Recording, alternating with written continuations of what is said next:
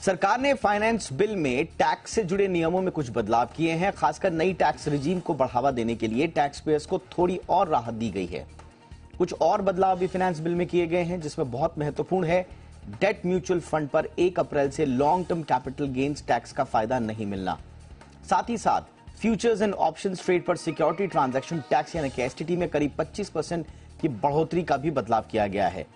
तो नए finance bill जो पारित किया गया है, उसमें जो मूल रूप से जो इस बार का बजट था, उसके बाद कई बदलाव किए गए। और इन बदलावों के पीछे सरकार का मकसद क्या है?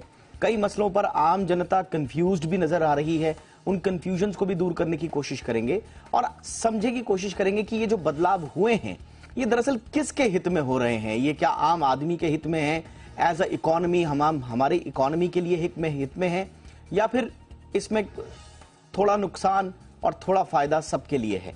करेंगे इस पर चर्चा खास मेहमानों के साथ, लेकिन सबसे पहले ये रिपोर्ट।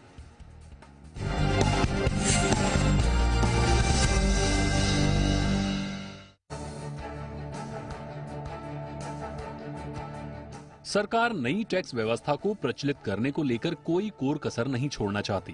पहले तो बजट में नई टैक्स रिजीम के तहत 5 लाख की सीमा को बढ़ाकर 7 लाख किया गया और अब फाइनेंस बिल में नए टैक्स रिजीम को प्रोत्साहन देने के लिए एक कदम और आगे बढ़ाया गया है।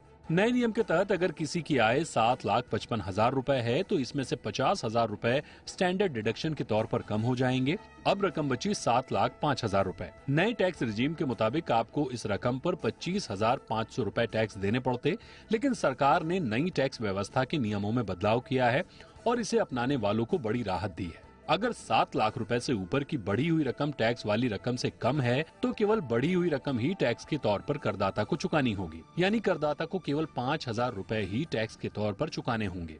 ये व्यवस्था उस दायरे तक लागू रहेगी जब तक 7 लाख रुपए से ऊपर की बढ़ी हुई रकम टैक्सेबल अमाउंट से ज्यादा न हो जाए। जाहिर है, सरकार के इस कदम से नई टैक्स रिजीम को अपनाने वालों को प्रोत्साहन मिलेगा। फाइनेंस बिल में डेट म्यूचुअल फंड्स को लेकर नियमों में हुए बदलाव पर बात करते हैं।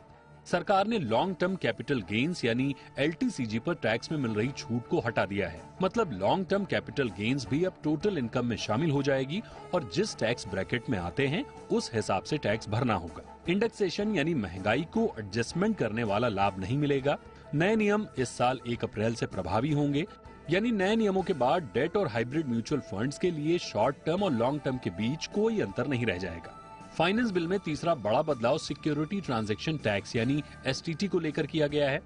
सरकार ने फ्यूचर्स एंड ऑप्शंस ट्रेड पर एसटीटी में करीब 25% की बढ़ोतरी कर दी है। नए नियम के तहत ऑप्शंस में 1 करोड़ तक के टर्नओवर पर एसटीटी के रूप में अब 6,250 रुपए देने होंगे। पहले ये रकम 5,000 रुपए थी। एसटीटी बढ़ने के बाद अब फ्यूचर्स एंड ऑप्शंस ट्रेड महंगा हो जाएगा। फ्यूचर कॉन्ट्रैक्ट सेल करने पर 1 करोड़ रुपए तक के टर्नओवर पर 1,000 रुपए के टैक्स को बढ़ाकर अब 1,250 रुपए कर दिया गया है।